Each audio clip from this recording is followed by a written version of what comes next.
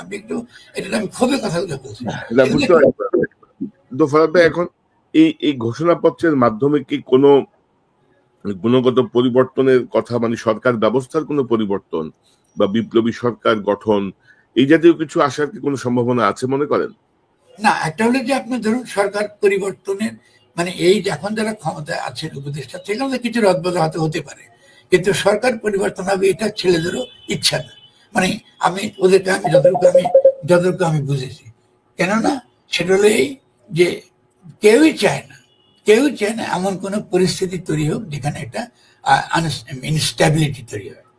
বিএনপির সাথে ছাত্রদের সম্পর্কটা কেমন হওয়া উচিত এবং 31শে ডিসেম্বর আজকে এই বিষয় নিয়ে কি সামনে আসতে যাচ্ছে, এবং নতুন সরকার যদি গঠন হয় বিপ্লবী সরকার, সেই সরকারটা আসলে কেমন হবে, বিএনপির নেতাকর্মীরা সেখানে ইনভলভ থাকবে কিনা, সরকারে থাকবে কিনা।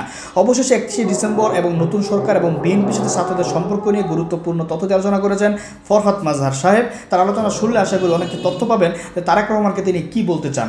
আপনার কিছু জোরালো ভূমিকা ছিল, কিছু পরামর্শ, কিছু পদক্ষেপ নেয়ার ব্যাপারে আপনি ভূমিকা রেখেছেন, এবং বর্তমান সরকারে আমাদের ভাবি ফরিদা আক্তার তিনি উপদেষ্টা, তো আপনি সরকারের সাথেও যুক্ত আছেন, আন্দোলনের সঙ্গে যুক্ত আছেন, দুটো দিকেই আপনার স্ট্রং অবস্থান। তো এই যে জুলাই বিপ্লবের যে ঘোষণা, ছাত্রদের পক্ষ থেকে যে ঘোষণা, অনেকে মনে করছেন যে 31শে ডিসেম্বর কি বিপ্লবী সরকার গঠিত হতে যাচ্ছে, অথবা আপনার এই হঠাৎ করে 5 মাসের মাথায় এসে এই ইশতেহারটা কেন প্রয়োজন হলো, বা সরকার কেন এর বিরোধিতা করছে, অনেকগুলো বিষয় একসাথে। জি জি, আমি আপনাকে প্রথমত যেটা বলি যে আমাদের 5ই আগস্টের ঘটনার পরে যে মূল যে তর্কটা আমাদের সমাজে ছিল সেটা হলো এই যে আসলে যে ঘোষণার কথা, প্রোক্লেমেশনের কথা এখন বলা হচ্ছে, এটা আসলে 5ই আগস্টে দেওয়ার কথা ছিল, খুব সহজভাবে সেটাই ছিল সঠিক এবং সেটাই ছিল সময় উপযোগী সময়। এবং এরপরে আপনি জানেন যে আমার পজিশন খুবই পরিষ্কার। আমি দাবি করেছি যে এটা আপনার একটা ফ্যাসিস্ট শেখ হাসিনার সংবিধানের অধীনে ঢুকে ফেলা হয়েছে এবং একটা সাংবিধানিক বিপ্লব হয়েছে। এটা আমার পজিশন সবসময় আগ্রহ ছিল। আর তার পাশাপাশি কৌশলগতভাবে আমার অবস্থান ছিল এই যে যদিও এই বিপ্লব মূলত নস্যাৎ হয়ে গেছে, মানে সাংবিধানিক বিপ্লব মানে হলো আপনি সংবিধানের অজুহাত দেখিয়ে সংবিধানের কথা বলে, আইনের কথা বলে জনগণের অভিপ্রায়কে আপনি নস্যাৎ করে দিয়েছেন। মানে আসলে ওই 5ই আগস্টে যেহেতু আপনি এই শেখ হাসিনার ফ্যাসিস্ট সংবিধানের অধীনে এবং চুপ্পু শেখ হাসিনার তাঁর যে নিয়োজিত প্রেসিডেন্ট এবং যিনি দুর্নীতির জন্য বিখ্যাত এবং কুখ্যাত, তার হাতে আপনি শপথ গ্রহণ মধ্য দিয়ে মূলত যে জনগণের যে বিপ্লবী আকাঙ্ক্ষা, যে বিপ্লবী অভিপ্রায়, এটাকে নস্যাৎ করে দেওয়া হয়েছে। এটা হচ্ছে আমার পরিষ্কার প্রথম দিন থেকে এটা আমার অবস্থান। এবং এর কনসিকুয়েন্স গুলো, এর পরিণতিগুলো খুব কখনোই আমি ইতিবাচক বলে মনে করিনি। খারাপ হবে, বিশৃঙ্খলা হবে এবং ছাত্রদের ইতিমধ্যে তাদের মধ্যে বিভেদ তৈরি হবে এবং বিভিন্ন রকম সমাজ, বিভিন্ন শক্তি বিভিন্নভাবে গণ অভ্যুত্থানকে ব্যাখ্যা করতে চাইবে, তাদের মতন করে এখান থেকে ফায়দা উঠতে চাইবে, এবং সেই পরিস্থিতি আপনার এখানে তৈরি হয়েছে। এবং আপনার ভারত এর শুরুর দিকে প্রথম ভেবেছিল যে আসলে এটা একটা গণ অভ্যুত্থান, পূর্ণ বিপ্লব। যখন টের পেয়েছে এটা কোনো পূর্ণ বিপ্লব নয়, তখন থেকে সে ষড়যন্ত্র শুরু করেছে। আবার শেখ হাসিনাকে তাদের দেশে রেখেছে।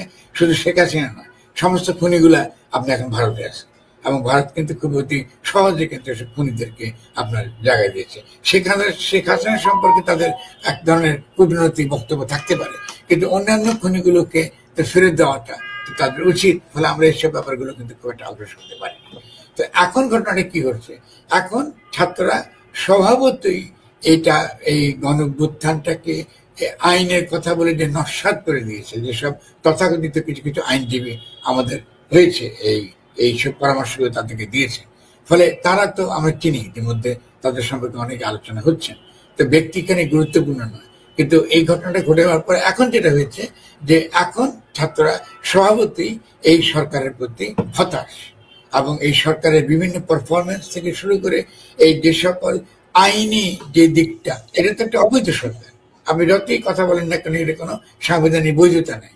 আপনাকে হয় এটা আইনিভাবে এটাকে বৈধ করতে হবে, অথবা এটা গণ অভ্যুত্থানের মধ্য দিয়ে তার যে বৈধতাটা হয়, যেটা রাজনৈতিক সাহিত্যে এবং আইনি সাহিত্যে যেটা বৈধ। আপনি গণ অভ্যুত্থান শুনেছেন, গণসার্বভৌমত্বের ভিত্তিতে আপনি ঘোষণা দেবেন যে জনগণের পক্ষে আপনি ক্ষমতা দখল করেছেন এবং ক্ষমতা এখন আপনার হাতে, এখন আপনার আদেশ দ্বারাই রাষ্ট্র চলবে, যতক্ষণ পর্যন্ত না একটা লিখিত সংবিধান আমরা জনগণের অভিপ্রায়ের ভিত্তিতে আমরা প্রণয়ন করি। তো এখন হঠাৎ করে বোঝা যাচ্ছে যে একটা বড় ধরনের সংকট তৈরি হয়েছে ছাত্রদের সঙ্গে, এবং একই সঙ্গে বর্তমান যারা সরকার, উপদেষ্টা সরকার যারা রয়েছেন, তারা যে সকল জগা খিচুড়ি কাজ করেছেন শুরু থেকে স্বভাবতে এটা একটা জটিলতা তৈরি করেছে। দ্বিতীয়ত, আপনি তো জানেন যে এখনো পর্যন্ত সত্যিকার অর্থে আমাদের আইন শৃঙ্খলা পরিস্থিতি পুরোপুরি এখানে ঠিক হয়নি, পুলিশ ঠিক মতো আসেনি, এবং এখনো পর্যন্ত আমরা কাজ করছি সেনাবাহিনীকে আমরা ম্যাজিস্ট্রেসি ক্ষমতা দিই। এটাও কিন্তু বিপজ্জনক, বিভিন্ন অর্থে বিপজ্জনক। একটা হলো যে আপনাদের সেনাবাহিনীতে ম্যাজিস্ট্রেসি ক্ষমতা তার পাওয়া উচিত নয়, কিন্তু একই সঙ্গে আপনি তো সেনাবাহিনী একমাত্র আপনাকে রক্ষা করছে বাংলাদেশে। এটা তো আসলে সেনা সমর্থিত উপদেষ্টা সরকার। আমরা যতই বলি না কেন যে এটা ১/১১ সরকার সঙ্গে তার পার্থক্য আছে, আসলে এটা ১/১১ সরকার চেয়েও আরো অনেক নিচু স্তরের সরকার। কারণ ১/১১ সরকার অন্তত একটা তথাকথিত সংবিধানের অধীনে সাংবিধানিকভাবে গঠিত একটা সরকার।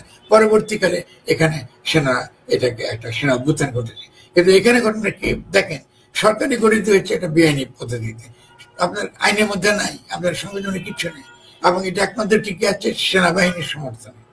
এবং হুজিরকে তার সেনাবাহিনী এটাকে সমর্থন করেছে, যেহেতু তারা একই সঙ্গে ছাত্রদের পক্ষেও তারা থাকতে চেয়েছে এবং দেশের যেন একটা চরম কোনো বিশৃঙ্খলা সৃষ্টি না হয় তার জন্য তারা কিন্তু প্রাণপণ দেওয়ার চেষ্টা করছে। তো আপনি এই জগা খিচুড়ি জিনিস দিয়ে তো আপনি একটা রাষ্ট্র চালাতে পারেন না।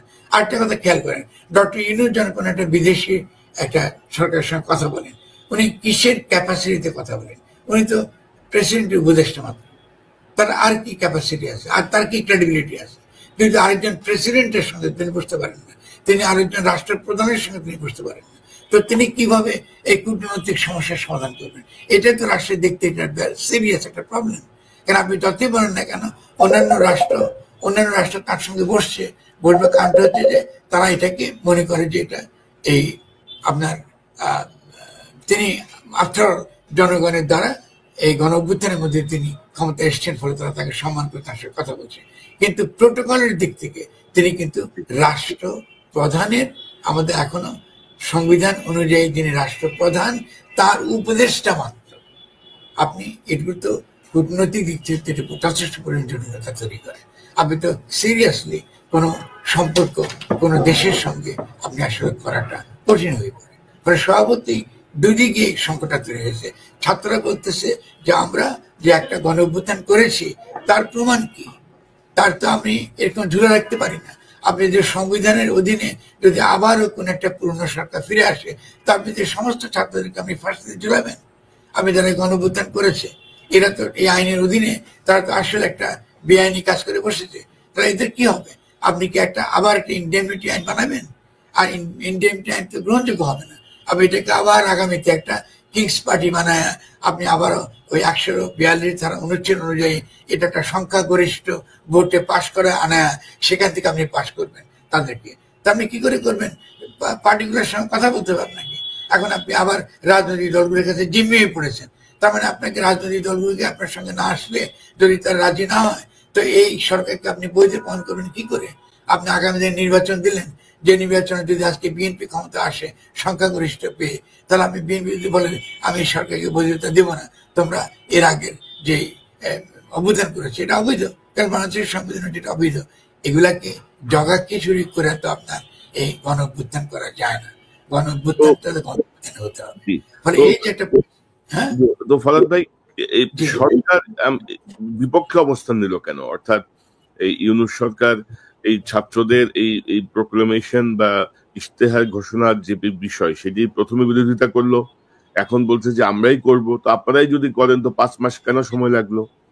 বা ঘোষণায় কি আসতে পারে? আগামীকাল কি ঘোষণা আসতে পারে ছাত্রদের? ছাত্রদের দিক থেকে সরকার তো ছাত্রদের দিক থেকে কি ঘোষণা আসতে পারে এটা তো পরিষ্কার। ছাত্রটা ডেফিনেটলি চায় না এই সংবিধান থাকুক, এই সংবিধান বাতিল হোক এবং অন্তর্বর্তীকালীন সরকার পূর্ণ ক্ষমতা সম্পন্ন একটা সরকার হোক। কেমন? ফলে সভাপতি তারা 1 নম্বর, 2 নম্বর তারা সভাপতি তারা চায় যে ফ্যাসিস্ট শাসনের অধীনে যে সকল এই ব্যক্তিরা নির্বাচিত হয়েছে, তার মানে আপনার প্রেসিডেন্ট থেকে শুরু করে অন্যান্য বিভিন্ন পদে যারা আছে এদেরকে তারা স্বভাবতই তারা চায় না যে তারা সরকারে তারা থাকুক, ফলে তারা সরকার ব্যবস্থার একটা পরিবর্তন চায়। মানে একদিকে তারা নতুন রাষ্ট্র ব্যবস্থা কায়েম করবার প্রক্রিয়া শুরু করতে চায়, যেটাকে আমি বলি গঠনতান্ত্রিক প্রক্রিয়া, ইটস এ কনস্টিটিউটিভ প্রসেস, এটা তারা চায়। এবং একই সঙ্গে তারা চায় যে পুরনো ফ্যাসিস্টদের, বিশেষত এই আওয়ামী লীগের কোনো রেমনেন্টস বাংলাদেশে থাকতে পারবে না। ফলে তারা খুব পরিষ্কারই বলছে যে মুজিববাদের পতন চায়, মুজিববাদকে আমরা কবর দিতে চাই। খুব সহজ কথা, ছাত্ররা তো খুবই পরিষ্কার, তারা তো কোনো কিছু অস্পষ্ট রাখছে না। ছাত্রদের সমস্যা হচ্ছে যে ছাত্ররা 5ই আগস্টে কোন একজন আমাদের আইনজীবীর এই পরামর্শ, ভুল পরামর্শ শুনে আজকে একটা সম্পূর্ণ অস্থিতিশীল একটা রাষ্ট্রকে তারা কায়েম করেছে। এই অস্থিতিশীল রাষ্ট্রের বিপদের দিক হলো এই যে এই সেনাবাহিনীর বিরুদ্ধে নানান রকম ষড়যন্ত্র চলছে, যেটা আপনারা দেখেছেন যে এর আগে হাজারিগুলিতে কাহিনীকে কেন্দ্র করে সেনাবাহিনী বনাম জনগণের একটা সংঘাত তৈরি করার চেষ্টা। আপনি সেনাবাহিনীকে আপনি যদি কোনোভাবে যদি একটা সংঘাতের মধ্যে ফেলে দিতে পারেন, তাহলে কি হবে? সেনাবাহিনীর স্বভাবতই গ্রহণযোগ্য হবে না জনগণের কাছে এই বর্তমান এই অস্থিতিশীল পরিস্থিতি, এই সংবেদনশীল পরিস্থিতিতে। তাহলে এই পরিস্থিতিতে কি ঘটনা ঘটবে? সেনাবাহিনী বনাম জনগণের একটা বিরোধ তৈরি হবে। এই বিরোধটা তো অত্যন্ত বিপজ্জনক। তো এই বিরোধে সেনাবাহিনীকে আমি বরং ধন্যবাদ জানাবো, অত্যন্ত সতর্কতার সঙ্গে তারা যে ম্যাজিস্ট্রেসির যে ক্ষমতা ছিল এটাকে অত্যন্ত সতর্কতার সঙ্গে তারা এটাকে ব্যবহার করেছে। এবং তারা এখনো পর্যন্ত, আজকে পর্যন্ত তারা এই স্টেবিলিটির জন্য যে দায়িত্বটা তাদের কাছে আমরা প্রত্যাশা করেছি এটা তারা করেছে। যে এটা আমরা কাহাতেও তারা করবে। আপনি এসব ধরে কিসব আপনার লোকজন যাদের দেশ সম্পর্কে কোনো দেশপ্রেম নেই, যারা অতীতে তাদের আওয়ামী লীগের সঙ্গে সম্পর্ক ছিল এবং অত্যন্ত ঘনিষ্ঠ সম্পর্ক ছিল, তাহলে এইসব লোকরা যখন এসে একটা সংবিধানের অধীনে, শেখ হাসিনার সংবিধানের অধীনে এই গণঅভ্যুত্থানকে ঢুকিয়ে দিয়েছে এবং সেনাবাহিনীকে ট্রাস্ট করে না, বিশ্বাস করে না, এবং জনগণকে বিশ্বাস করে না, ছাত্রদেরকে বিশ্বাস করে না, তাহলে কি করবে জনগণ আমাকে বলে? তো ছাত্ররা ফলে তাদের অস্ত্র হিসেবে তারা এটা ব্যবহার করছে। কেন করছে? তারা কারণ আছে। আপনি গিয়ে বেছে বেছে নাহিদের আপনি মন্ত্রণালয়ে পুড়িয়ে দিচ্ছেন, আপনি বেছে বেছে আপনি আসিফের মন্ত্রণালয়ে পুড়িয়ে দিচ্ছেন, আপনি এর আগে আন্দোলন করতেছেন, এটাকে আপনি কি বলছেন কি জনতার মঞ্চ বানাচ্ছেন। সেই জনতার মঞ্চ বানিয়ে এই যে পুরনো আওয়ামী আমলাতন্ত্রের যেসব লোকগুলা, এরা এসে আপনার এখন রাজনীতি করতে নামছে নিচ্ছে, গিয়ে আপনি হুমকি দিচ্ছে যে আপনার কোন প্রকার সংস্কার আপনি আমরাদের করতে পারবেন না। আমলাতন্ত্রের জনপ্রশাসন একতরফা সিদ্ধান্ত নিচ্ছে, আওয়ামী লীগের লোকজনকে বসে দিচ্ছে যেখানে সেখানে। এটাকে আপনার চলতে দেওয়া যায়? ফলে ছাত্ররা তো অতিষ্ঠ হয়ে গেছে। আপনি আর কাহাতে, তারা তো একটা কম্প্রোমাইজ তারা করেছে। আপনি 5ই আগস্টের ছাত্রদের তরফে একটা কম্প্রোমাইজ তারা করেছে, এই কম্প্রোমাইজটা তো ঠিক নয়। আপনি এই কম্প্রোমাইজ করার পরে আপনাদের তৎক্ষণাৎ সমাধান করা উচিত ছিল যে আমরা একটা অন্তর্বর্তীকালীন সরকার গঠন করেছি এবং বিএনপিকে, জামাতকে বোঝানো উচিত ছিল। আমার প্রস্তাব কি ছিল যে আপনারা একটা জাতীয় সরকার ধরনের একটা সরকার করেন। যদি বিএনপি শুরুর দিকে এটা করতে দেয় নাই, কিন্তু তারপরে আমরা বলেছিলাম যে আচ্ছা আমরা একটা রিকনসিলিয়েশন এবং একটা রিকনস্ট্রাকশন কাউন্সিল করি, সেখানে প্রত্যেকটা রাজনৈতিক দল সেখানে থাকবে পাহারাদার হিসেবে। যে অন্তর্বর্তীকালীন সরকার আছে তারা ঠিক মতো কাজ করতে পারছে কিনা, তারা রাজনৈতিক দলের বিরুদ্ধে কোনো ষড়যন্ত্র করছে কিনা, এবং একই সঙ্গে বাংলাদেশের জনগণের বিরুদ্ধে তারা কোনো ষড়যন্ত্র করছে কিনা। ফলে আমরা এই গঠনতান্ত্রিক প্রক্রিয়া, যে সময়টা আমাদের একটা নতুন গঠনতন্ত্র প্রণয়ন করতে হয়, এই গঠনতান্ত্রিক প্রক্রিয়া যেন বিএনপি বলুন কি জামাত ইসলামী বলুন বা অন্যান্য দলগুলো যারা এই আন্দোলনে অংশগ্রহণ করেছে তারা মিলে যেন একটা রিকনস্ট্রাকশন এবং রিকনস্ট্রাকশন কাউন্সিল, রিকনসিলিয়েশন এবং রিকনস্ট্রাকশন কাউন্সিল তারা গঠন করে। মানে কার্যত এরাই আসলে গার্ডিয়ান কাউন্সিলের মতো থাকবে এবং আপনার আমাদের অন্তর্বর্তীকালীন সরকার তার ভূমিকা পালন করে। তো কিচ্ছু আপনি শুনলেন না আমাদের কথা, আপনি কোনো কথাই শুনলেন না। তো ছাত্ররা করবে ঠিকই বলেন আমাকে। ছাত্রদের তবু তো দেখেন কি পরিমাণ তারা দায়িত্বশীল, তারা বলেছে। তারপরে তারা একটা খসড়াটা, তাদের যে খসড়াটা এটা তারা একটা কিছু কিছু তারা নিজেদের মধ্যে শেয়ার করেছে। বাইরের যে খসড়া আমি দেখছি এটা ভুল, এটা কিছু কিছু আপনার কোথা থেকে তারা পেশেন্ট বলতে পারবো না, কারণ এটা নেগোসিয়েশন সরকারের সঙ্গে চলছে। অন্তত আমি এই সন্ধ্যা 6টা পর্যন্ত জানি সে নেগোসিয়েশন চলছিল। সেখানে ডেফিনেটলি সরকারের তরফ থেকে তারা একটা কথা বারবার করেছে ছাত্রদেরকে যে এমন কিছু যেন না হয়, কিছু যেন এসকেলেট না করে, সংঘাতটা বিরোধটা যেন একটা এমন জায়গায় না যায় যেন এটা আনস্টেবল একটা সরকার আমরা না পাই। এবং সেটা কেন? কারণ ইভেন সেনাবাহিনীর তরফ থেকে বারবার বলা হচ্ছে যে আমরা এমন কিছু যেন না করি যাতে আমরা এই দেশটাকে অস্থিতিশীল করে তুলি। তো ছেলেরা তো মানতেছে সবই। আপনি কিছুই দেবেন না, আপনি খালি হাসিনার সংবিধানে ঢুকাই দিবেন, আর আপনি গিয়ে তাদের ওই কি বলে মন্ত্রণালয়ে গিয়ে একদম বেছে বেছে সবচেয়ে দুর্নীতিবাজ দুইটা মন্ত্রণালয় তার নথিপত্র আপনি পুড়ে দিবেন, এবং আপনি ছাত্রদেরকে আপনি ক্রমাগত জনগণের কাছে হেয় করবেন, ক্যাম্পেইন চালাবেন যে ছাত্ররা খুব অন্যায় করে ফেলছে। কেন আপনি এগুলো করছেন? স্বভাবতই ছাত্ররা চাইতেছে আমরা একটা জুলাই অভ্যুত্থানের পরে আমাদের একটা ঘোষণাপত্র দরকার, যেটা আমরা করি নাই, দেরি করেছি আমরা, ঠিক আছে ভুল হয়েছে, কিন্তু ওই যেটা আমরা বলি না ঠিক আছে হয় নাই ভালো কথা, কিন্তু এখন তো হতে পারে। এখন আমরা দেখি একটা ঘোষণাপত্র দিব, যদি সরকার আমাদের সঙ্গে না থাকে আমরা নিজেরা দেব।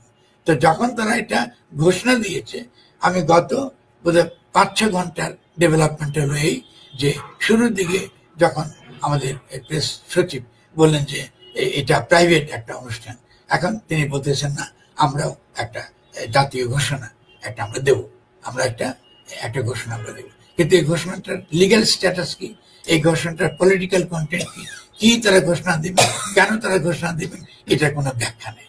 মানে এটা একটা কি বলবো, এটাকে আমরা একটা মগের লোক আর কি। মানে আমি কি বলবো আপনাকে বলেন, এটা দুঃখে মানে আমরা জীবন দিলাম, এতগুলো ছেলে পঙ্গু হয়ে বসে আছে, আমরা এগুলো তামাশা করে বেড়াচ্ছি। আপনি তো এটা করতে পারেন না। তো আপনি তো রিয়েলি সরকার মনে করে ঘোষণা দিবেন, ঠিক আছে, আপনি দিলেন না কিছু। আপনি প্রথম দিকে তো ছেলেদেরকে তো বুঝিয়েছেন, ছেলেদেরকে আপনি কি বুঝিয়েছেন? আপনি বুঝিয়েছেন যে আমরা এই সংবিধান নিয়ে কাজটা করি, কারণ আমাদের এই মুহূর্তে আমাদের হাতে কিছু নাই। এবং আপনি খেয়াল করেন সে সময় আমাদের সেই আসিফ নজরুল বলেছেন প্রেসিডেন্টের কাছে পদত্যাগপত্র আছে। আপনি তো এই মিথ্যা কথা বলে গিয়েছেন আমাদেরকে। এই মিথ্যা কথা বলার পরে আমরা কি হয়েছিল? আপনি তো সে পদত্যাগপত্র দেখাতে পারেননি। কেন আপনি পদত্যাগপত্র দেখাতে পারবেন না? আপনি পদত্যাগপত্র দেখাতে হবে এখন। আপনি যে এইগুলো বলে আপনি ছেলেদেরকে আপনি সংবিধানের অধীনে নিয়েছেন যে আমরা সাংবিধানিক ভাবে আমরা সমাধান করতে পারবো। তো ছেলেরা তো মেনে নিয়েছে যে আপনারা সাংবিধানিক ভাবে কোন একটা আইন তৈরি করতে পারবেন। তারা একটা ড্রাফট দিয়েছে, সেই ড্রাফটের বিরোধিতা করেছে আমি, কারণ সেই ড্রাফটটা তো অধ্যাদেশের ড্রাফট। মানে শেখ হাসিনার ড্রাফটের অধীনে আপনি আরেকটা অধ্যাদেশ বানাবেন, আইন বানাবেন। আর এগুলো কি তামাশা নাকি? আপনি একটা আন্দোলন করেছি আমরা এই পুরো ফ্যাসিস্ট ব্যবস্থাকে বিলোপের জন্য। ছেলে তো বলছে আমরা ফ্যাসিবাদের বিলোপ চাই, তো আপনি এইসব আইন নিয়ে তামাশা করছেন কি জন্য? গণ অভ্যুত্থানকে আইন মেনে চলে নাকি? তাহলে আপনি ছেলেদেরকে জীবনকে আপনি বিপন্ন করে তুলছেন কি দুঃখে? এই এই এই দুঃসাহস আপনাকে কে দিল? এবং আইনের ভুয়া বাহিনীর কথা বলে বলতেছেন আইন ছাড়া নাকি দেশ চলে না। আরে ভাই, ইংল্যান্ড তো লিখিত কোনো সংবিধানই নেই। আর কে বলছে এগুলা যে সকল কনস্টিটিউশনাল ভ্যাকুয়াম ছাড়া দেশ চলে না? এই দেশে কি এথিক্স নাই? দেশে কি ধর্ম না? অবশ্যই, পৃথিবীর সব দেশে এগুলো হয়েছে। এসব ভুয়া আইনি কথাবার্তা বলে আমি বলছি না উকিলি বুদ্ধি, এই উকিলি বুদ্ধি দিয়ে আপনি দেশটাকে আজকে সর্বনাশের দিকে আমরা নিয়ে চলে গেছি। এবং আজকে নিয়ে শেষ করি না, আমরা আজে বাজে লোকরে যারা জনগণের কাছে গ্রহণযোগ্য না, এদিকে একটার পর একটা আপনি তাকে উপদেষ্টা বানাচ্ছেন। আপনি কারো মতামত দিচ্ছেন না, ছাত্রদের কথা জিজ্ঞেস করছেন না, বা আপনি যে তাদেরকে নিচ্ছেন ছাত্রের কথা জিজ্ঞেস করেন না, কাউকে জিজ্ঞেস করেন না। এবং এই পর্যন্ত কেয়ার করেন। ইভেন ডক্টর ইউনূস, তিনি ভালো মানুষ, তিনি কোনোদিনও কিন্তু ডেকে আমাদেরকে কথা বলেন না, ফরহাদ সাহেব আপনারা কি বলতে চান, বসেন, আমাদের তো একজন আইনজীবী আছে, ওনার বক্তব্য শুনি, আপনার বক্তব্য শুনি, দেখে যেটা গ্রহণযোগ্য আমরা এটা করবো। তিনি তো এটা করেন নাই, তিনি তো কোনো সিভিল সঙ্গে কথা বলেন নাই, তিনি তো আপনাদের সঙ্গে কথা বলেন।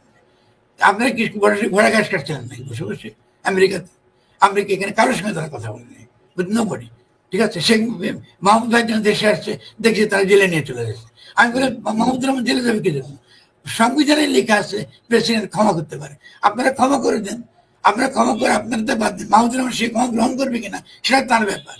তিনি একটা অত্যন্ত তার আত্মসম্মান অনেক বেশি, তিনি বলছেন আমি ক্ষমা চাই না, হতে পারে, কিন্তু আপনারা তো ক্ষমা করবেন। তারপর দৌড়াই গিয়া তারা গিয়া ওনাকে জামিন দিয়েছে।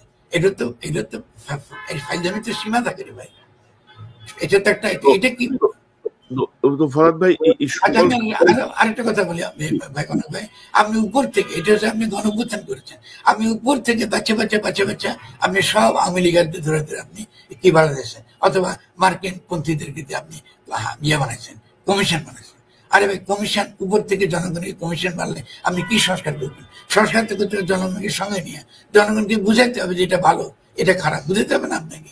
আপনি এক্সপার্ট দিয়ে আপনি কমিশন করবেন, এগুলো কি? এসব এলিটদেরকে আমি কমিশন, তো জনগণ কোথায়? জনগণ হারিয়ে গেছে, জনগণের কোনো খবর নেই। কদিন আগে দেখবেন আমাদের আমেরিকাতে থাকে একজন কিছু কিছু সাংবাদিকরা, তারা এখানে হঠাৎ করে হিরো হয়ে গেছে, বিরাট হিরো এক একজন। আরে বাপ রে বাপ, তাদের প্রতাপে বাঁচি না আমরা।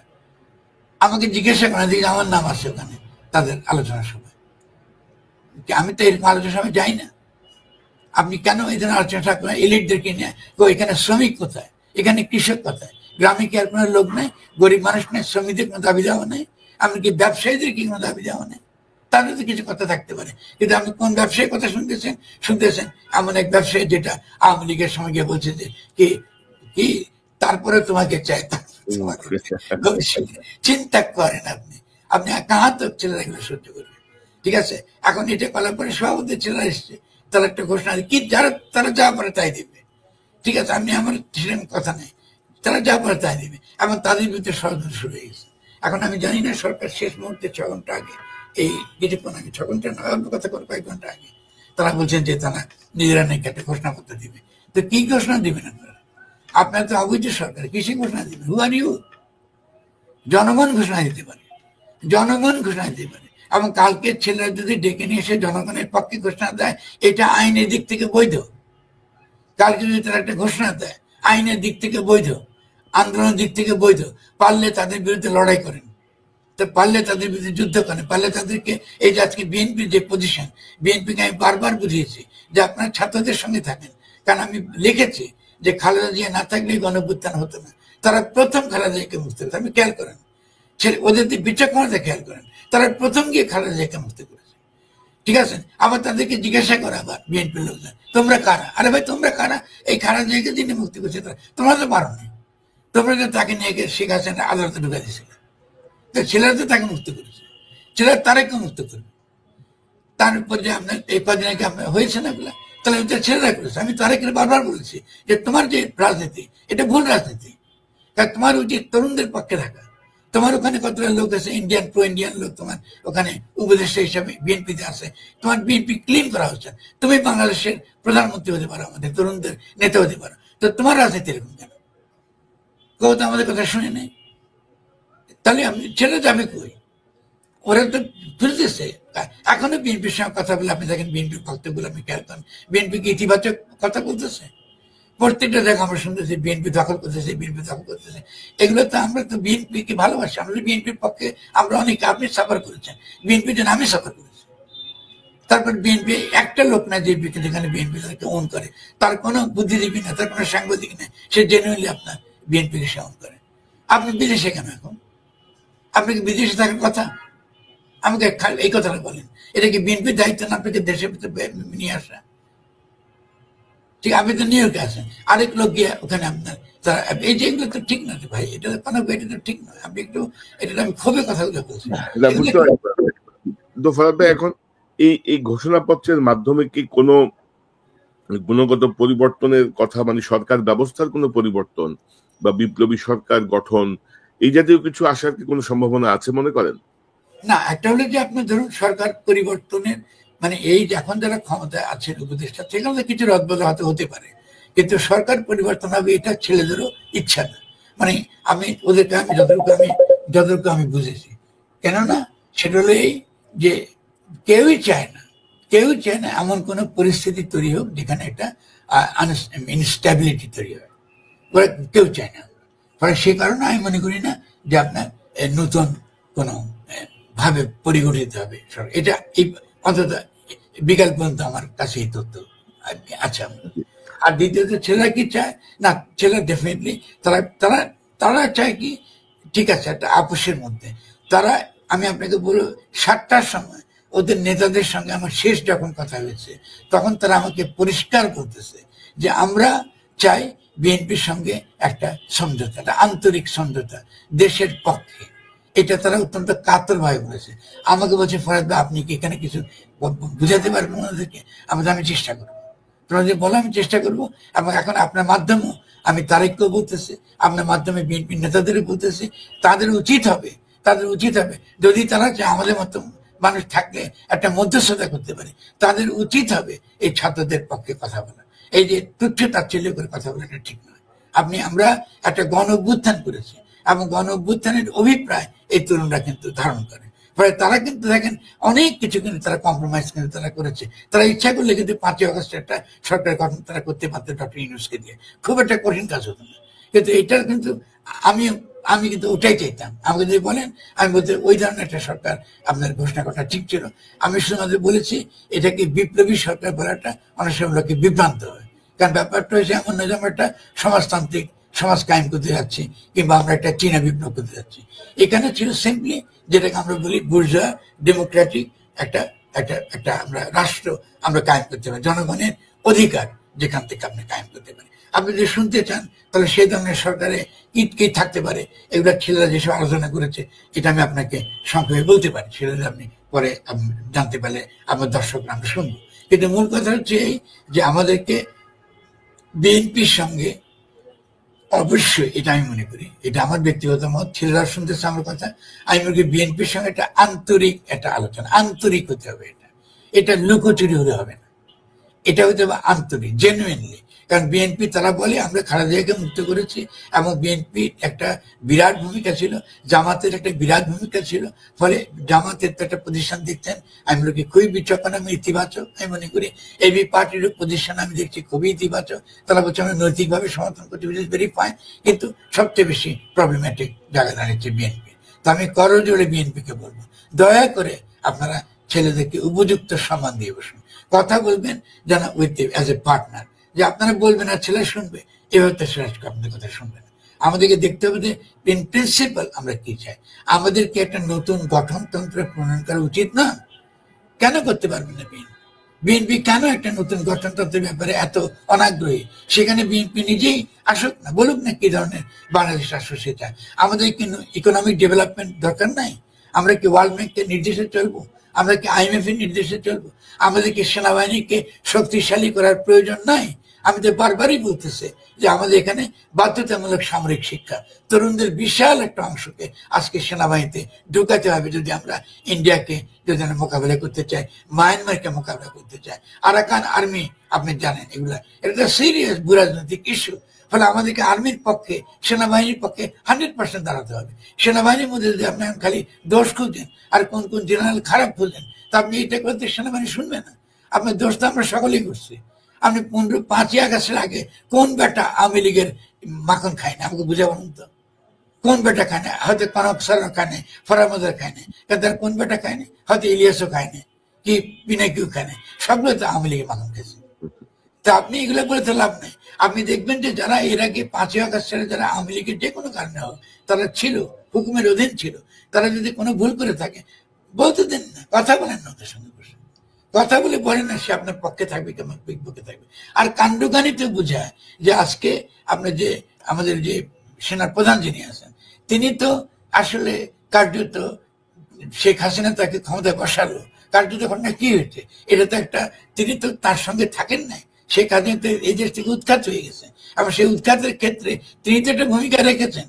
তো তিনি তো কোনোভাবে যে কোনো কাণ্ডজ্ঞানে বোকাও বুঝবে, তিনি তো কোনোভাবে শেখ হাসিনাকে আবার পুনর্বাসিত করতে চাইবেন না, এটা তো আমরা বুঝি সকলে। ফলে সেনাবাহিনী তো যেসব লোকগুলো আছে তাদের মধ্যে অনেকে হয়তো আওয়ামী লীগের ব্যাকগ্রাউন্ড থাকতে পারে, থাকুক, আপনি তার সঙ্গে কথা বলেন এবং দেখেন যে তার এখনকার তাদের মনোভাব কি, তারা এখন কি করতে চায়।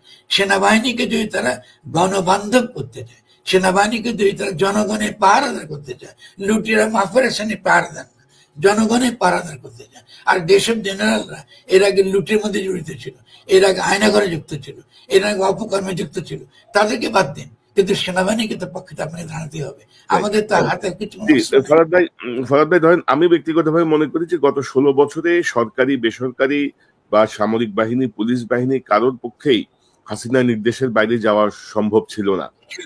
এর মধ্যে আমাদের আইডেন্টিফাই করতে হবে যারা অতি উৎসাহী ভূমিকায় ছিল, যারা দুর্নীতি করেছে, যারা অপরাধ কর্মের সঙ্গে যুক্ত ছিল, বহির্ভূত ভাবে মানে ভূমিকায় ছিল, তাদেরকে আমরা দমন করতে হবে। তো আপনি বারবারই একটা শব্দ বলছিলেন যে নস্যাৎ হয়ে গেছে। কে নস্যাৎ করলো? অর্থাৎ এই বিপ্লবকে কে নস্যাৎ করলো? এই ধরেন আমরা যেটা দেখলাম যে বিপ্লবের সঙ্গে সংশ্লিষ্টতাবিহীন মানুষকে উপদেষ্টা পরিষদে ঢোকানো হয়েছে। মানে এটা হওয়ারই কথা ছিল না। মানে আমরা উপদেষ্টা পরিষদের যে চেহারা দেখি এখন, এটা হওয়ারই কথা না। তো এর পেছনের ব্যক্তিকে, পেছনে কে সর্বনাশ করছে বলুন তো? আপনি কি প্রথমত আপনার উচিত ছিল তো, দেখেন আমি তো এগুলো তো ইঙ্গিতে বলেছি, আমি তো ঘোষণা দিয়েছিলাম যে আমাদের উচিত হবে ইউনূস যখন আসবেন তাকে শহীদ মিনারে গিয়ে তিনি শপথ নেবেন জনগণের কাছে এবং তিনি ক্ষমতা গ্রহণ করবেন। কেমন পূর্ণ ক্ষমতা তার হাতে থাকতে হবে। এখন তো তার হাতে কোনো ক্ষমতাই নেই, উনি সিন্ডিকেটে ভাঙতে পারেন, আরে ভাই তার হাতে কোনো ক্ষমতাই নেই। আপনি এই কাজটা করেন না, কেন করেন না? আমি বলছি না না না না, আমাদের 106-এর অধীনে আমরা ওই আদালতের আমরা সম্মতি নিতেছি, আমরা শপথ নামটা ঠিক আছে এবং পরে আমরা অধ্যাদেশ দিয়ে আমরা এটাকে বৈধ করে নিব। আমি বারবারই বলেছি এটা একটা অবৈধ সরকার, এটা এই সংবিধান দ্বারা কোনোভাবে এটাকে বৈধ করা যাবে না। তাহলে যারা করেছেন সে উকিলদেরকে খুঁজে, আমি নেম ড্রপিং পছন্দ করি না, কেন আমার লড়াইটা কোনো ব্যক্তির বিরুদ্ধে না ভাই, আমি কোনো ব্যক্তির বিরুদ্ধে আমি লড়াই করতে রাখি না। যারা করেছে এটা খুঁজে বের করার দায়িত্ব গোয়েন্দা বিভাগের, যারা করেছে খুঁজে বের দায়িত্ব সাংবাদিকদের। আমি নাম বলতে চাইব না, আমি খালি বলবো যে কনসেপচুয়ালি ঘটনাটা কি ঘটেছে। আপনাকে শেখ হাসিনার সংবিধানটা 5ই আগস্টে ছুঁড়ে ফেলে দেওয়া উচিত ছিল, ছুঁড়ে ফেলে দিয়ে আপনাকে নতুন করে একটা গঠনতান্ত্রিক প্রক্রিয়া, ভেরি সিম্পল, একটা কনস্টিটিউটিভ প্রসেস বলে। আপনি যে কোনো আইনের বই পড়েন, যে কোনো ইতিহাস পড়েন, বিপ্লবী ইতিহাস পড়েন, আপনি এগুলোই পাবেন। একটা কনস্টিটিউটিভ প্রসেস, নতুন করে রাষ্ট্রটা গঠন করবার আপনি একটা প্রক্রিয়া আপনি শুরু করবেন। তখন আইনের লোকজন বলছে ফরহাদ সাহেব এই গঠন ফটন এগুলো কি বলে, এগুলো তো আমরা জানি না। তো না জানলে বেটা পড়ে আর তুই হারামজাদা, তুই যদি না জানিস তো you can play with this state. তুমি তো স্টেটে আসো কি জন্য? তুমি না জানলে কনস্টিটিউয়েন্ট পাওয়ার যে কোনো লোক জানে। গণ অভ্যুত্থানের মধ্য দিয়ে জনগণ যখন উত্থিত হয়, এটাই গণতন্ত্র। এটা প্রত্যেকটা আইনের সাহিত্যে, রাজনৈতিক সাহিত্যে আর রাজনৈতিক দর্শনে এভরিবডি নোজ।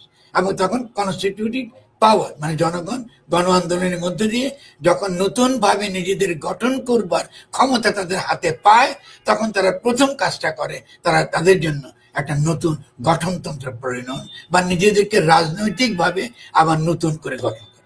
এখন রাজনৈতিক গঠন কি তারা এটা বুঝে না? আরে ভাই রাজনৈতিক গঠন মানে হলো, এর আগে বাঙালি জাতিবাদীরা কইতো যে আমরা বাঙালি এবং বাঙালি জাতিবাদী হতে হবে একমাত্র আমাদের রাষ্ট্রীয় ভিত্তি। আর রাজনৈতিক ভাবে গঠন মানে আমাদের সমাজে বিভিন্ন ক্ষুদ্র জাতিসত্তা আছে, বিভিন্ন রকম মতের লোক আছে, বিভিন্ন মতের লোক আছে, সকলকে নিয়ে একমত হওয়া যে এটা হলো আমাদের গঠনতন্ত্র, আমরা সকলে একসঙ্গে বাস করব, এটা আমরা সকলে মেনে চলবো, এটাকে বলে পলিটিক্যাল কমিউনিটি। ফলে এই পলিটিক্যাল কমিউনিটি করার কথাটা না বোঝার কি আছে, সব বইতে আছে। তো আমি যদি এটা না করেন তার আগে কে বলে জাতি রাষ্ট্র লাগবে। আর জাতি রাষ্ট্র তো আওয়ামী লীগের বয়ান, আমি এই বয়ানে ঢুকবো কি দুঃখে? আপনি একটা জাতিবাদী রাষ্ট্র আমি বানাবো কেন? আবার বাংলাদেশে আমি বাঙালি হতে পারি, কিন্তু আজকে চাকমাতে বাঙালি না, আজকে মরম তো বাঙালি না, ঠিক আছে না? আমি না মুসলমান হতে পারি, তো হিন্দু তো মুসলমান না। তো সবাইকে নিয়ে আমি কেমনে একটা রাষ্ট্রে বাস করবো? এটা কি বলে রাজনৈতিক জনগণ? এটা পলিটিক্যাল ডিসিশন, এটা রাজনৈতিক সিদ্ধান্ত, সকলের রাজনৈতিক সিদ্ধান্ত। এটা আমাদের দেশ, আমাদের এই দেশকে রক্ষা করার দায়িত্ব আমাদের সকলের। আমরা সকলে এই দেশের সৈনিক। কেউ যদি আক্রমণ করে, আজকে ওই শুভেন্দু অধিকারী না ওই একটা লোক পশ্চিমবাংলার এই লোকজন এসে সীমান্তে আপনার আর ছুটে আসছে, তো সীমান্তে ছুটে আসছে, শুভেন্দুকে প্রতিরোধ করার দায়িত্ব আমাদের দেশের, আমাদের কি বলে যারা সংখ্যালঘু বলি তাদেরকে, বা আমাদের সনাতন ধর্মাবলম্বী মানুষ, ও তো দেশের নাগরিক, এটা তো তার অধিকার যে সে তার দেশকে সে রক্ষা করবে। আমি যে তার অধিকারও দিতে পারছি না। খেয়াল করেন, যেহেতু আপনি এটা করেন না, আপনি কি করলেন? আপনি ওই চিন্ময় দাসকে ধরলেন রাষ্ট্রদ্রোহী আইনে, যে রাষ্ট্রদ্রোহী আইনের জন্য মাহমুদুর রহমানও গ্রেফতার হয়েছে। এই কলোনিয়াল আইনকে আমরা এখনো রাখবো? আমরা যদি চিন্ময়ের বিরুদ্ধে সত্যিকার অভিযোগ থাকে, তাহলে ধরো, তারে সুনির্দিষ্ট অভিযোগ দাও। আপনি গেরুয়া তুলছে, তার একটা গেরুয়া কাপড় আমাদের বাংলাদেশের পতাকার উপরে আপনি ধরে তাকে ঢুকাই দিয়েছেন। সারা পৃথিবীতে আমাদের বিরুদ্ধে নিন্দা শুরু হয়েছে, গালিগালাজ শুরু হয়েছে। কি দরকার ছিল এগুলো করার? দরকার তো ছিল না এগুলো। তো আপনি এগুলো কেন করেছেন? ওই যে লোকটার কথা একটু আগে বলছি, যে লোকটার কথা একটু আগে আপনাকে বলছি, যার কারণে এই সমস্ত দুর্গতির কারণ, এই লোকটার কারণে এটা হয়েছে। সেনাবাহিনী তো তাকে, আপনি হয়তো সরাসরি নাম বলতে চাচ্ছেন না। ইতিমধ্যে আমিও কিছু কাজ করেছি, ইলিয়াসও কাজ করেছে, ডক্টর আসিফ নজরুল। তিনি আসলে কি করতে চাচ্ছেন এটা আমাদের কাছে স্পষ্ট না আর কি। মানে কেন বিপ্লবকে তিনি এইভাবে ব্যাহত করার জন্য উল্টাপাল্টা বিভিন্ন সিদ্ধান্ত নিচ্ছেন, এর কোনো ব্যাখ্যা নাই। তিনি ধরুন আমি ভুল বলছি, ধরুন আমি তো একটা আমি তো মোটে বলবো যে আমারটা সহি। আপনি যে আমি ভুল বলেছি কিনা তো আপনি কথা বলেন আমার সঙ্গে। আসিফ আমি বলেছি, আসিফ আসেন আমরা এখন একত্রে থাকতে হবে, আপনি দেখবেন পোস্ট আছে, আমি বলেছি, আমি বলি তোমরা আসো আমরা একত্রে থাকি, আমরা এখন না চেক কখন আলোচনা করেন। তো তুমি আইন দ্বারা দেশ শাসন করতে শাসন করো গিয়া, তো ছেড়া করবো ঠিকই, ব্রাহ্মণটা ঘোষণা করতে পারবে, আপনি ছেলেগুলো রক্ষা করবেন কি করে? কোনো অসুবিধা নেই। আপনি যে বর্তমান সংবিধান দিয়ে যদি আপনি রাষ্ট্রদ্রোহী পুরনো আইন দ্বারা আপনি যদি চিন্ময়কে যদি রাষ্ট্রদ্রোহিতার অভিযোগে ধরতে পারেন, তাহলে আপনি আসিফকে ধরতে পারবেন না কেন? আপনি কি বলে বাকিদের কেন ধরতে, নাইকে ধরতে পারবেন না কেন? আপনি মাহফুজকে ধরতে পারবেন না কেন? একই তো রাষ্ট্রদ্রোহিতা করে তারা সকলে, পুরো উপদেষ্টা পরিষদ রাষ্ট্রদ্রোহী। এইসব ননসেন্স কথাবার্তা বলতে চলবে না। আপনাকে শেখ হাসিনা আইনতে ফেলে দিতে হবে আপনাকে। আপনি তার এখান থেকে নাই তো আপনি গিয়ে বলবেন যে এরপরে কি ধরনের আমরা গঠনতন্ত্র চাই, আমরা কি করে আমাদের যেসব বিধানটা হবে, আমাদের সংস্কৃতি আছে, আমরা একটা মুসলিম দেশ, আমাদের যারা ইসলাম তারা তো তাদের ইসলামের মূল্যবোধগুলো আমাদের রাষ্ট্রে তারা রাখতে চায়। তারা ইসলামের রাষ্ট্র না চাইতে পারে, কিন্তু তারা তো ইসলামী মূল্যবোধ চায়, তারা তার সাম্য চায়, মানবিক মর্যাদা চায়, সামাজিক ন্যায় বিচার চায়, আরো বহু কিছু চায়, তারা প্রশাসন চায়। কিন্তু রাষ্ট্র সার্বভৌম এই চিন্তা তো ইসলামের নাই ভাই। আপনি ইসলামে আছে কি রাষ্ট্র সার্বভৌম নাকি আল্লাহ সার্বভৌম? এই আলোচনা তো আপনাকে করতে হবে। আপনি এই আলোচনা বাদ দিয়ে তো কিছু করতে পারবেন।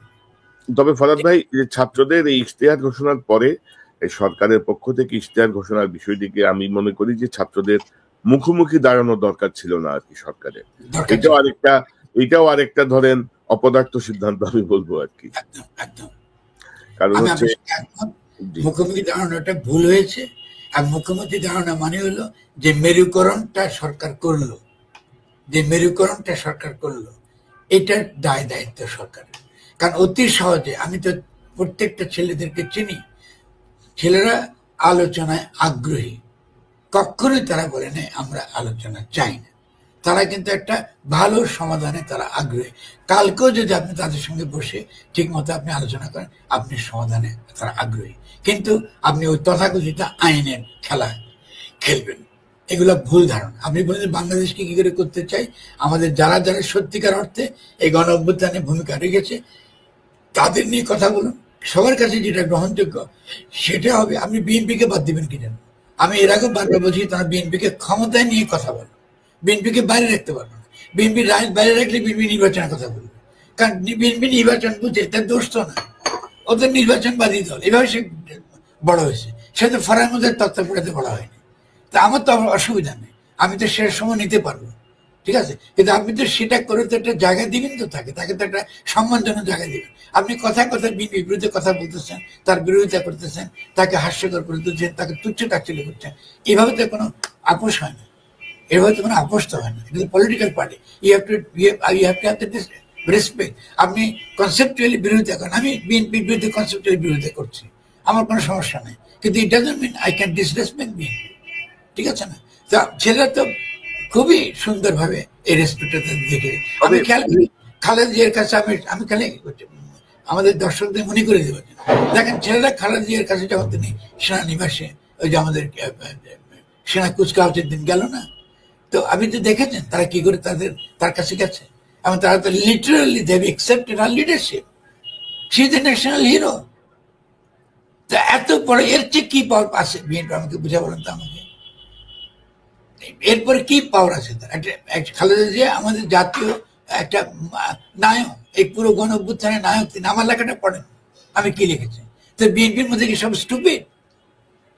এটা কারা? এরা যারা কখনো তাদের নিজেদের মর্যাদা আদায় করে নিতে পারে না। আজকে ছেলেদেরকে বললে আজকে এই গণ অভ্যুত্থানের মিটিংয়ে খালেদা জিয়া হতে প্রধান অতিথি, আপনি চিন্তা করেন, খুব সিম্পল ব্যাপার, তিনি প্রধান অতিথি। তার আমি তো বারবার বলছি, তার আপসহীন অবস্থানের কারণে গণ অভ্যুত্থানটা হইতে পারছে। তিনি কখনো এই ফ্যাসিস্ট সরকারকে বৈধতা দেয় নাই, বরং বিএনপির কিছু নেতা গিয়ে ইলেকশনে ঢুকছে মাঝখান দিয়ে। তবে ফরাদ ভাই, ধরেন এই ছাত্র জনতার এই পরিমাণ রক্তের উপর দিয়ে, এই পরিমাণ পঙ্গুত্ব অন্ধত্বের উপর দিয়ে যে অন্তর্বর্তীকালীন সরকার 5 মাসে তাদের যে হাবভাব বা তাদের যে পরিবর্তন, তারা ছাত্রদের সঙ্গে যেভাবে মুখোমুখি অবস্থানে দাঁড়িয়ে গেছে, তো ভবিষ্যতে বুর্জুয়া দল ক্ষমতায় আসলে কি হবে? মানে অন্য কোনো পার্টি যদি ক্ষমতায় আসলে তো অবস্থাটা কি দাঁড়াবে, এটাই বিস্ময়কর। তো আমি চাই, আমি ছাত্রদের পক্ষে তারা যেই ঘোষণাপত্র দেবে, আমি মনে করি সেই ঘোষণাপত্র অনুযায়ী একটু নতুন করে যদি আমরা সরকারকে সাজিয়ে যদি কাজ শুরু করতে পারি, আমাদের বেটার লেট দেন নেভার, এটা হওয়া উচিত। আমরা আজকে আলোচনা এখানে শেষ করবো। আপনার শেষ কোনো মন্তব্য? আমি শেষ হবো যে ভাই, আমি আপনার দর্শকদের বুঝতে হবে যে আমাদের এই মুহূর্তে মূল ইস্যু কিন্তু সরকার না, মূল ইস্যু কিন্তু রাষ্ট্রটা গঠন করা। ফলে এইটা খেয়াল রাখতে হবে। সরকারের বদনাম নতুন করে আপনি আনেন যাদেরকে এটা উপদেশ, আমি প্রথমে উপদেশের সরকার নামটা পছন্দ করি না। এটা পূর্ণ ক্ষমতা সম্পন্ন অন্তর্বর্তীকালীন সরকার হতে হবে, এক নম্বর। যাকেই রাখেন না কেন, তার কোনো ক্ষমতা নেই, উনি খালি উপদেষ্টা। এটা হলো না তো ভাই, এটা ও কাজ করবে কি করে? দুই নম্বরটা হলো আমরা গঠনতন্ত্রের প্রতি বা কনস্টিটিউশন যেটাকে বলি, এটার প্রতি মনোযোগী থাকবে যে কি ধরনের রাষ্ট্র আমরা চাই, কি ধরনের রাষ্ট্র আমাদের জনগণ চায়, কি ধরনের রাষ্ট্র আমাদের সার্বভৌমত্ব বলুন, আমাদের সীমান্তে যেসব হামলা, সম্ভাব্য হামলাটা মোকাবেলা করা বলুন, আর সবচেয়ে বড় কথা কিভাবে আমরা দ্রুত অর্থনৈতিক বিকাশ ঘটাতে পারি, কি ধরনের নীতি নিলে। আমার সে নীতি হলে কি কি ধরনের নীতি আমাদের গঠনতন্ত্র থাকতে হবে। আমার গঠনতন্ত্র থাকতে হবে যে আমাদের জনগণের জীবন এবং জীবিকা হরণ করে এমন কোনো আইন রাষ্ট্র প্রণয়ন করতে পারবে না, এমন কোনো নীতি রাষ্ট্র ঘোষণা দিতে পারবে না। এবং আমাদের ব্যক্তি স্বাধীনতা, ব্যক্তির মর্যাদা, এটা রাষ্ট্র হরণ করতে পারবে না। আমাদের প্রাণ, প্রকৃতি, পরিবেশ, এটা রাষ্ট্র ধ্বংস করতে পারবে না। এমন কোনো আইন করতে পারবে না যাতে প্রাণ, প্রকৃতি, পরিবেশ ধ্বংস হয়, আমাদের সম্পদ বিদেশি কোম্পানিগুলো লুট করে নিয়ে চলে যায়। সিম্পল 3-4টা আইন তো আপনার লাগবে মিনিমাম, যেটা আপনার আগামী দিনে বাংলাদেশ রাষ্ট্র গঠন করতে আমাদের সকলের স্বার্থের সঙ্গে যুক্ত। এটা করলে তো আপনার অন্যান্য কি আমাদের সেপারেশন অফ দ্য পাওয়ার, কি প্রেসিডেন্সিয়াল পদ্ধতি হবে, কি আপনার পার্লামেন্টের পদ্ধতি হবে, এটা নিয়ে তর্ক বিতর্ক হোক, অসুবিধা নেই। মূল কথা হচ্ছে জনগণের কিসে ভালো হয়, তাদের কিসে মঙ্গল, সকলের কিসে মঙ্গল, এটা তো আমাকে আলোচনা করতে হবে। এটাই তো এই সরকারের দায়িত্ব ছিল। তারপর আপনার সঙ্গে 100 একমত, অবশ্যই সরকার একটা রদবদল দরকার। কিন্তু সবার আগে আমি আপনার দর্শকদেরকে বলবো, আসেন আমরা সরকার এবং রাষ্ট্র দুটো আলাদা কনসেপ্ট, আমরা রাষ্ট্রের প্রতি আগে মনোযোগ দিই। আগে ঘরটা বানাই, তারপর সংস্কার। অনেকে সংস্কার করে, কিসের সংস্কার করবেন? আমি তো ঘরই বানান নাই। 72 কনস্টিটিউশন ছিল পাকিস্তানিদের রচিত সংবিধান, যারা পাকিস্তানের জন্য নির্বাচন করেছিল তাদের সংবিধান বানাইছে। এটা আমি মানতে বাধ্য না। আমি জনগণের অধিকার আছে, তারা নিজেরা নিজেদের সংবিধান বা নিজেরা নিজেদের গঠনতন্ত্র প্রণয়ন করবেন। আগে সে অধিকার ফিরিয়ে দিন। 5ই আগস্টের গণঅভ্যুত্থান হচ্ছে জনগণ নিজেরা নিজেদের গঠনতন্ত্র প্রণয়ন করবে, সেই অধিকার ফিরে পাবার গণঅভ্যুত্থান। আগে সেই অধিকার জনগণকে ফিরিয়ে দিন, এটা হচ্ছে মিনিমাম। তারপর জনগণকে আলোচনা করতে দিন কি ধরনের গঠনতন্ত্র লাগবে। আমি নিশ্চিত সেক্ষেত্রে বিএনপি অত্যন্ত ইতিবাচক ভূমিকা রাখতে পারবে, জামাতে ইসলামী অত্যন্ত ইতিবাচক ভূমিকা আপনার রাখতে পারবে, এবং একই সঙ্গে অন্যান্য যারা সমাজের বিভিন্ন গণ্যমান্য ব্যক্তি, আমাদের সমাজকে যারা পছন্দ করেন, জনগণের স্বার্থের পক্ষে যারা, তারাও বুদ্ধিজীবী শ্রেণী বলুন, কি আমাদের সুশীল সমাজ বলুন, এবং বিশেষত আপনাদের মধ্যে যারা সাংবাদিকরা গুরুত্বপূর্ণ ভূমিকা রেখেছে এই পুরো গণঅভ্যুত্থানে। ইম্পসিবল ছিল কোনোভাবে। আজকে যে আপনারা ওখানে বসে যে কাজগুলো করেছেন, এটা না হলে কিচ্ছু হতো না। জায়গা আপনি বলে তো লাভ নেই। আমরা তো একটু একটু কথা বলতে পেরেছি, আজকে এখন গলা হচ্ছে, কথা বলতে পারতেছি আপনার সঙ্গে। আপনি দেখছেন তো, এর আগে আমরা জোরে কথা বলতে পারতাম না, যে কোনো মুহূর্তে আমাদের তুলে নিয়ে যেত, ঘুমিয়ে যেতাম। কিন্তু সেই অবদান তো আমরা সে স্বীকার করি, সেটা তো আমরা স্বীকার দিতে নেই, স্বীকারই করি নেই ভাই। Forget about other things. এগুলো কি? এটা তো হতে পারে না। আপনি সিম্পলি বিশ্ববিদ্যালয়ে পড়ান বলে আপনি 2-1টা ডিআইবি অফিসের সামনে গিয়ে চলে গেছেন কেন? বাস আপনি সমস্ত কিছু নায়ক হয়ে গেছেন। আর নায়ক হচ্ছেন, আমাদের নায়ক মানতে তো আমাদের অসুবিধা নেই, আমাদের মেনে নিচ্ছি সকলে। আপনি তো ঠিক কাজটা করেন, আমাদের কথা শুনেন, আর আমরা ভুল বললে লিখে বলেন, পরে আমাদের ভুল, আমি উত্তর দেবো। এটা পাবলিক ডিবেট হোক, যে পরে আমাদের ভুল বলতেছে, উনি ঘটনার কথা বলতেছে, বলছেন 2-1টার আগে মন্তব্য, উনি ঘটনাটা বলেন, আপনি আপনাকে তর্ক করি, আপনার সঙ্গে আমি প্রমাণ করি, আপনি পাবলিক ডিবেটের ব্যবস্থা করেন। এটা তো ন্যাশনাল কোশ্চেন। ফলে আমি এই কথাগুলো বলি, আমি বলবো যে আমরা সকলে যেন বিচক্ষণ হই, এবং এই দেশকে স্টেবল রাখাটা আমাদের প্রথম কাজ। এবং ছাত্রদের, তারা অনেক ভুল হতে করবে, তাদের অনেক কিছু হতে ভুল থাকতে পারে, কিন্তু তাদের আকাঙ্ক্ষা, তাদের অভিপ্রায় তো জনগণের অভিপ্রায়ের মধ্যে কোনো অভেদ, এটা তো একই অভিপ্রায়। এটা তাদেরকে বলতে দিন। ভাষাও তা আমরা একটু বেটার বলতে পারবো, ওদের কথা ওদেরকে বলতে দিন। এবং আমরা এটাকে গুছিয়ে যেন তাদের ইচ্ছাটা, তাদের অভিপ্রায়টা সঠিকভাবে আগামী গঠনতন্ত্রে প্রতিফলনতা ঘটে, এই চেষ্টাটা আমাদের সকলে করা উচিত। ঠিক আছে না? এটা হচ্ছে আপনাকে অসংখ্য ধন্যবাদ। এবং আমি মনে করি যে আপনি যেভাবে নেপথ্যে থেকে কাজ করছেন দেশের জন্য, ছাত্রদেরকে যেভাবে পরামর্শ দিচ্ছেন, সেটি আপনি অব্যাহত রাখবেন। এবং আমরা যত কিছুর বিনিময় হোক, আমরা ছাত্রদের পক্ষে, যারা বুকে জীবন দিয়ে, জীবন বাজি রেখে যারা লড়াই করেছে, যারা শহীদ হয়েছে, যারা বেঁচে আছে, যারা লড়াই করেছে, তাদের পক্ষে আমরা সবসময় থাকবো এবং আমরা বাংলাদেশের পক্ষে থাকবো। বাংলাদেশের জন্যই যা কিছু করতে হবে। আপনাকে অসংখ্য ধন্যবাদ ফরহাদ ভাই। আপনাকে অনেক ধন্যবাদ, অনেক ধন্যবাদ, অনেক ধন্যবাদ। দর্শক, এতক্ষণ যে অনুষ্ঠান শুনলেন, নিশ্চয়ই আপনি আলোচনা মর্মার্থ উপলব্ধি করতে সক্ষম হবেন। বৈষম্য বিরোধী ছাত্র আন্দোলনে যারা নেতৃত্বে ছিলেন, তাদের সঙ্গে আমরা গত 24 ঘন্টায় দেখলাম যে সরকারের সাথে একটি বিরোধ তৈরি হয়েছে। তারা যে ইশতেহার ঘোষণা করার কথা বলছেন, সরকার প্রথমে সেটি ডিজোন করছে, তারপরে এখন তারা বলছে সরকার নিজেরাই ইশতেহার দিবে। তো আমরা সরকারের ইশতেহার কি দিবে ঘোড়ার ডিম আমাদের দরকার নেই, ছাত্ররা যে ইশতেহার দিবে, আমি অন্তত সেই ইশতেহারের পক্ষে আছি। আশা করি বাংলাদেশের জনগণও সেই ইশতেহারের পক্ষে থাকবেন। কারণ সরকারের যদি দেয়ার থাকতো 5 বছরে, গত 5 মাসে তারা বহু কিছু করতে পারতেন। তারা কিছুই করেন নাই, সব লেজে গোবরে করে একটি বিতর্কিত অবস্থা তৈরি করে বাংলাদেশকে আরো ঝুঁকির মুখে ফেলে দিচ্ছেন। তো আমার মনে হয় যে বেটার লেট দেন নেভার। এখনই যা করার আবার প্রয়োজন আমরা নতুন করে শুরু করতে হবে। দর্শক, আলোচনা শুনে বুঝতে পেরেছেন আসলে বিএনপির সাথে ছাত্রদের সম্পর্কটা ভালো দরকার। কারণ তাদের নেতৃত্বে যেহেতু গণঅভ্যুত্থান হয়েছে, আর ছাত্রদেরকে বাদ দিয়ে বিএনপি কিছু করতে পারবে না, বিএনপিকে বাদ দিয়ে ছাত্ররা কিছু করতে পারবে না। কারণ দুইটা, আমি মনে করি বাংলাদেশের জনগণ এখন দুইটাভাবে বেশি বিভক্ত আছে, যে একটা হলো বিএনপি, একটা হলো ছাত্রদের। ছাত্ররা মূলত আমি বলতে চাই জামাত ইসলাম।